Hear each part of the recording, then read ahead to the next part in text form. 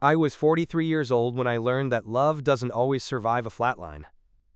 I'd spent my entire adult life in the skies guiding massive machines through clouds and storms, but nothing prepared me for the turbulence I'd face on solid ground. My name is Ethan Mitchell, and this is the story of how my heart stopped beating twice in the same week. Once on an operating table, and once when I read a text message from the woman I'd loved for 12 years. The woman who couldn't even ask if I'd survived surgery before emptying our bank account. But I'm getting ahead of myself. Let me take you back to the beginning, when I still believed in happy endings. I met Vanessa during my early days flying regional routes out of Portland. She walked into the airport cafe where I was reviewing flight plans, spilled coffee on my charts, and somehow turned that disaster into a dinner date. She was beautiful, ambitious, and seemed genuinely fascinated by my passion for flying. On our third date, she told me she'd never met someone who lit up talking about their job the way I did. "It's like watching someone talk about their soulmate," she said. The irony of that statement wouldn't hit me until years later. When I finally landed a position with a major airline, Vanessa was right there celebrating beside me. We bought our dream home in the West Hills of Portland, with floor-to-ceiling windows that framed Mount Hood like a postcard. No children. We decided early on that my schedule and her marketing career weren't conducive to parenthood, but we had plans, dreams, adventures mapped out on the vintage globe in our living room. For years I thought our marriage was solid despite my frequent absences. I'd video call from hotel rooms halfway across the world, bring home little souvenirs from different cities, plan weekend getaways whenever my schedule allowed. The irony is, I thought we were happy. Even with all my time away, I believed we had something special, something worth the sacrifice. Every takeoff meant excitement for the eventual landing back home to her. The first signs were subtle, so subtle that I dismissed them as normal relationship fluctuations. Vanessa's decreasing interest in my trip stories, her vague references to, quote, work events that mysteriously coincided with my layovers at home. Passwords changed on shared accounts for, quote, security reasons. I noticed her growing attachment to her phone, the way she angled the screen away when I entered a room. Then came the unexplained expenses, the weekend girls' trips, with friends I'd never met or even heard of before. My concern grew when she suggested separate finances for, quote, tax purposes. Still, I trusted her, made excuses, focused on my next flight. The red flags were there, waving in the wind like runway markers. But when you love someone, you find ways to explain away the warnings. You tell yourself it's stress, it's work, it's anything but what it really is. The day everything changed started routinely enough. Annual flight physical, standard procedure. I'd always passed with flying colors. Perfect health was a point of pride for me. I maintained a rigorous fitness regimen, despite the challenges of constantly changing time zones and airport food. But that day, as the doctor pressed his stethoscope to my chest, his expression changed. "Ethan," he said slowly, "I'm hearing something concerning." Within an hour, I was undergoing additional tests.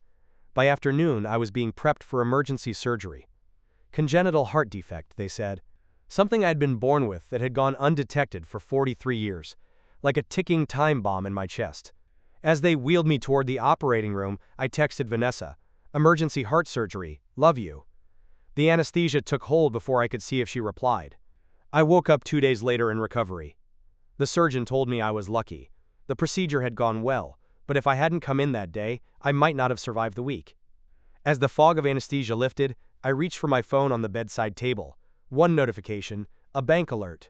Our joint savings account had been emptied, all $78,000 of it. Below that was a text from Vanessa.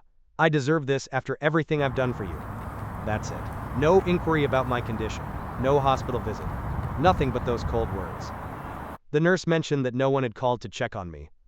My hands shaking, both from weakness and shock, I could only manage to send a thumbs-up emoji in response. I stared at that phone screen through tears and medication haze, trying to understand how the woman I'd built my life around couldn't even ask if I'd survived. The surgeon had literally held my heart in his hands while my wife was busy breaking it. Have you ever experienced betrayal at your most vulnerable moment? Those first few seconds when the truth hits you and you can't even catch your breath? If you have, you know that hollow feeling that spreads through your chest like ice water. If you're willing, share your story in the comments below. How did you respond in those first shocking moments of discovery? I didn't confront Vanessa immediately. Something in me, the same instinct that had helped me navigate through storms at 35,000 feet, told me to be patient, to gather information before making my move. Instead of returning home, I called my younger brother, Ryan. He arrived at the hospital within the hour, his face a mixture of concern and barely contained rage when I showed him Vanessa's message. "You're coming to stay with me," he said. It wasn't a question. During my recovery at Ryan's modest but comfortable home, I received a text from our neighbor, Marcus Reeves. "Hey man, is everything okay? Seeing some strange cars at your house. Let me know if you need anything." Marcus was a successful realtor who had moved to our neighborhood about 2 years ago. He and Vanessa had served together on the Homeowners Association board. I'd always thought he was a decent guy, always offering to collect our mail when I was flying internationally, checking in on Vanessa during my longer trips. Ryan volunteered to drive by and investigate. What he discovered sent another shock through my already damaged heart.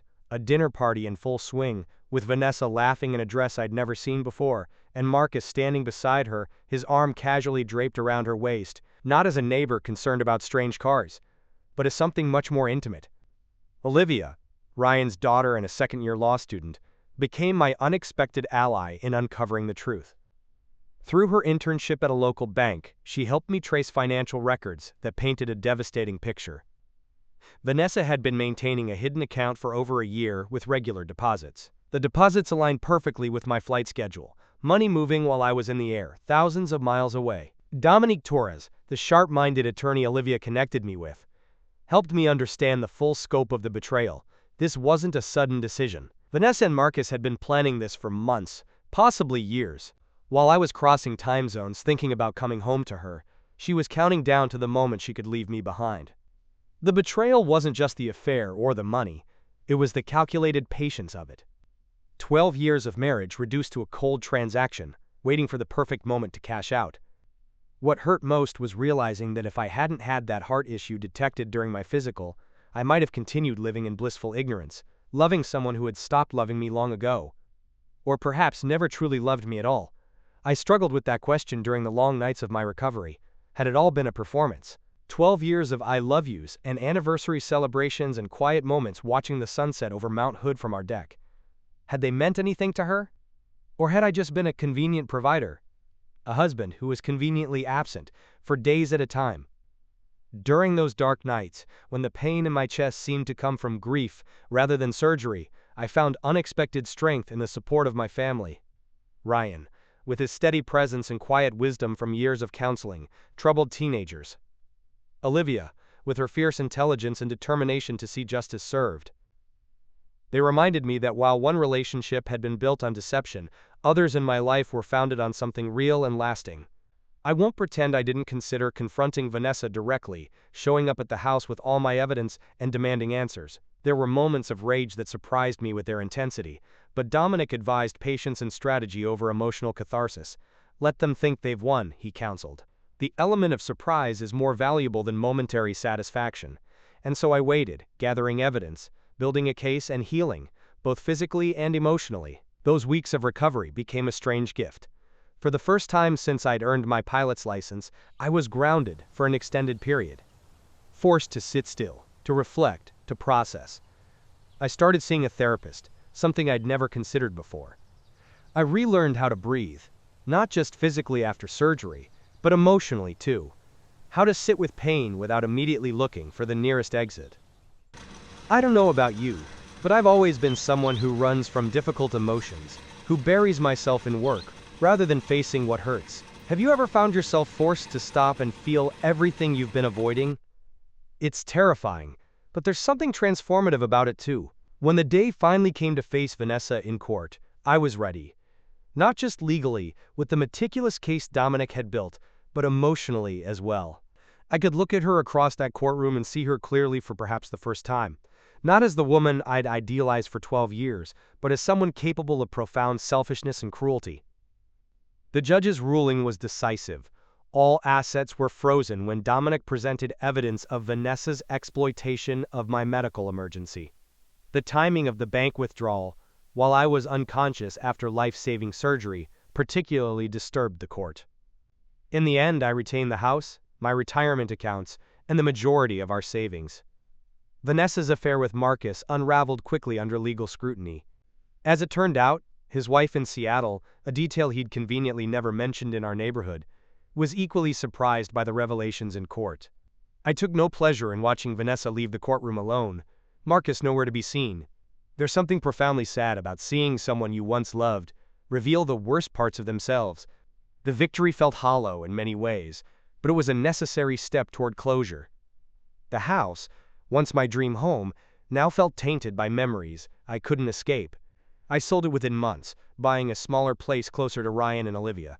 My heart condition meant the end of my career as a commercial airline pilot, but it opened an unexpected door. I took a position as a flight instructor at a local aviation school. There's something deeply satisfying about sharing my passion with students, about being part of their journey, from nervous beginners to confident pilots. I'm home every night now. I have dinner with Ryan and Olivia weekly. I've joined a hiking group that explores the beautiful trails around Portland. My life is simpler, more grounded, but somehow fuller too. Sometimes I think about how different things might have been if that doctor hadn't heard the murmur in my heart that day. I might still be flying across continents, coming home to an empty marriage, blind to the betrayal happening behind my back. The heart attack nearly killed me. The betrayal nearly broke me. But surviving both taught me something profound. Sometimes what looks like an ending is actually the universe redirecting you to where you were meant to be all along. This journey has changed how I see almost everything. I used to measure success by achievements and possessions, captain stripes on my uniform, the house with the view, the seemingly perfect wife. Now I measure it by authenticity. Am I living truthfully? Are my relationships real? Am I present for the people who are present for me? If my story has touched something in you, if you've ever had to rebuild after betrayal, or find strength during your weakest moment, I'd love to hear about it. Our stories of resilience matter. They remind others that survival is possible, that healing comes, that what breaks us doesn't have to define us. In sharing our truths, we create a different kind of flight path for those still finding their way through the storm. And if you want to hear more stories like mine, stories of people who faced darkness but found their way back to light, don't forget to subscribe to Whispered Truths. Because the truth, even when it hurts, is always worth whispering, and sometimes worth shouting from the rooftops.